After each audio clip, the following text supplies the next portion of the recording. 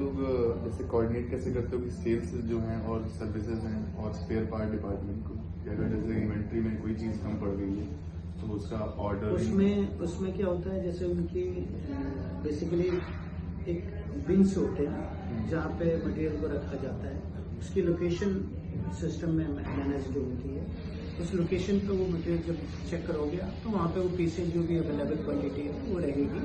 बस जैसे जैसे वो फिनिश लेवल पे होती है और सेल का एवरेज पिछले 2 महीने के उसके अकॉर्डिंग हम लोग ऑर्डर प्लेस करते हैं। तो इसका आपको मतलब डे टू डे लाइफ में मतलब हर एक चीज़ देखनी पड़ती है या फिर आपके पास अलर्ट आ जाता है कि इतना? जैसे हम हमारा क्या है प्लानिंग कैसे रहती है, हम मिनिमम मतलब 2 मंथ का या 1.5 मंथ का स्टॉक रख के चलते हैं और जैसे जैसे फिनिश होती है तो हमें मंथली या डेली वाइज वो रिपोर्ट चेक होती रहती है कि आप कितना उसमें कंज्यूम हो गया, लिक्विडेट हो चुका है, रेस्ट कितना बैलेंस है, और मंथ एंड में देख भी सकते हो इस तरह का।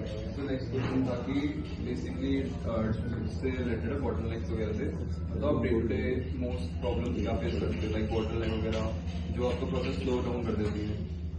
डे टू डे में देखिए हम थोड़ा सा मैन पावर को लेके रहते हैं, थोड़ा ट्रबल रहता है हम लोग को, जो कहीं ना कहीं प्रोसेस में मतलब प्रोसेस को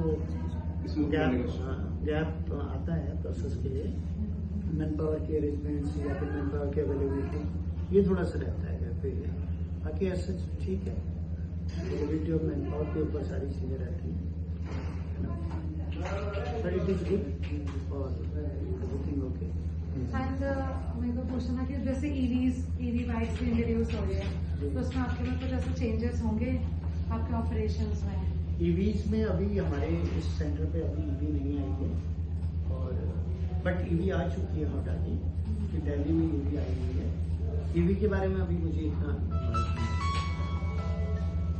बट नॉर्मली ईवी में कुछ ऐसा है नहीं, बस वो चार्जिंग उसकी होती है, घर पे चार्ज करना होता है, देन फिर वो चार्ज करके उसको चला सकता है, जो भी उसकी माइलेज बताई गई है 150 किलोमीटर 100 किलोमीटर वगैरह है स्पेसिफिकेशन में, उतना वो चला सकता है। उसके बाद फिर रिचार्ज करेगा, फिर चला लेगा बल्कि। मुझे पूछना था रिस्क क्या है, ऑपरेशनल रिस्क? अभी तक तो ऐसा कुछ ऑपरेशन में रिस्क तो अगर आपके पास अरेंजमेंट तो रिस्क तो कुछ नहीं है, बट आपको वो चीज़ें अरेंज करनी होती है कि रिस्क क्या ही है। अगर ठीक से आप मैनेज नहीं करते हैं चीज़ों को, या अलाइन नहीं है तो फिर risk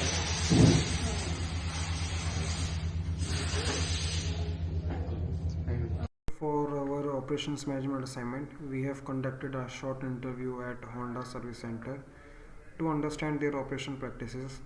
This service center follow a demand forecasting method for inventory management by calculating the average demand of the past 2 months. Based on the forecast, they maintain stock accordingly.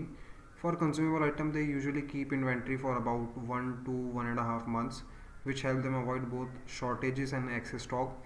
Regarding operational challenges, the major bottleneck identified is manpower availability. Issue mainly arises during employee leave period or sudden peak in demand, which can affect service speed and efficiency. When asked about Honda EV servicing, the staff mentioned that they are not yet fully aware or trained, as they have not serviced any Honda electric vehicles so far. Therefore, EV servicing has not yet become a part of their regular operations. Overall, the service center does not face any major operational risks at present. They stated that their team coordination is strong, processes are well managed, and daily operations run smoothly. This interview helps us understand how forecasting, inventory control, and workforce management play an important role in service operations. Thank you.